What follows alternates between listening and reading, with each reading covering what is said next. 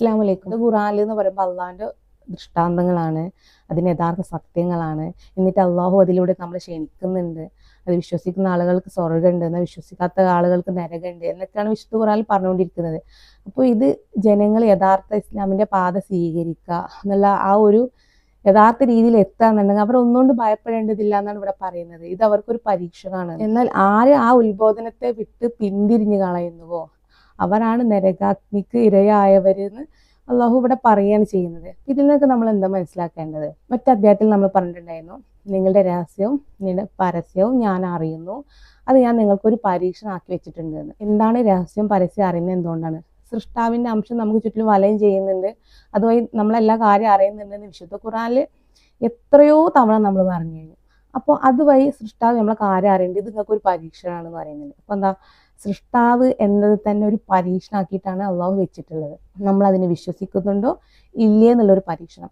അങ്ങനെ ഓരോ പ്രവാചകന്മാർ വരുമ്പോൾ ഈ ദൃഷ്ടാന്തം അള്ളാഹു കൊടുത്തിട്ടുണ്ട്. എല്ലാ പ്രവാചകന്മാരും അത് അവരുടെ സമുദായത്തിന് കൊടുത്തിട്ടുണ്ട് എന്ന് വിശ്വസിക്കുന്നവരുണ്ട്, വിശ്വസിക്കാത്തവരുണ്ടായിട്ടുണ്ട്. വിശ്വസിക്കാത്ത ആളുകളെ ശിക്ഷിച്ച് കളഞ്ഞിട്ടുണ്ട്. ഇത് ഓരോ സമുദായത്തിലും ഇത് സംഭവിച്ചുകൊണ്ടേയിരിക്കുന്നത്. എന്നാൽ റസൂലുള്ളാഹിന്റെ സമുദായം നമ്മളിലേക്കും അവസാന കാലഘട്ടത്തിൽ ഈ ദൃഷ്ടാന്തം വരുന്നു വിശുദ്ധ ഖുർആൻ പറയുന്നുണ്ട്. അപ്പൊ അവസാന കാലഘട്ടത്തിൽ അള്ളാഹിന്റെ തെളിവുകൾ പുറത്തു വരുന്ന വിശുദ്ധ ഖുർആൻ പറയുന്നുണ്ട്. അപ്പൊ അങ്ങനെയെങ്കിൽ ഇപ്പൊ നമ്മളെ കാലഘട്ടത്തിലാണെങ്കിൽ ഈ ദൃഷ്ടാന്തം വരുന്ന സമയത്ത് വിശ്വസിക്കണം. വിശ്വസിച്ചിട്ടില്ല എന്നുണ്ടെങ്കിൽ അത് നമ്മളെല്ലാ കർമ്മങ്ങളും നശിച്ചു പോകുന്ന വിശുദ്ധ ഖുർആൻ പറയുന്നുണ്ട്.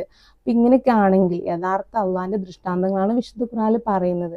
അധ്യായത്തിൽ നമ്മൾ പറഞ്ഞിട്ടുണ്ടായിരുന്നു, നിനക്ക് ചുറ്റും വലയം ചെയ്യുന്നു എന്ന് പറഞ്ഞ ആ ഒരു സന്ദർഭം നിങ്ങൾക്ക് ശ്രദ്ധേയമാണ്, അത് നിങ്ങൾക്കൊരു പരീക്ഷണമാക്കി വെച്ചിട്ടുണ്ട്. അപ്പൊ നമുക്ക് ചുറ്റിലും വലയം ചെയ്യുന്നത് എന്താ? സൃഷ്ടാവാണ്. അത് വിശുദ്ധ ഖുർആനിൽ ഒരുപാട് തവണ നമ്മൾ തെളിവ് സഹിതം പറഞ്ഞിട്ടുണ്ടായിരുന്നു. സൃഷ്ടാവ് എന്നത് തന്നെ ഒരു പരീക്ഷണമാക്കിയിട്ടാണ് വിശുദ്ധ ഖുർആനിൽ വെച്ചിട്ടുള്ളത്.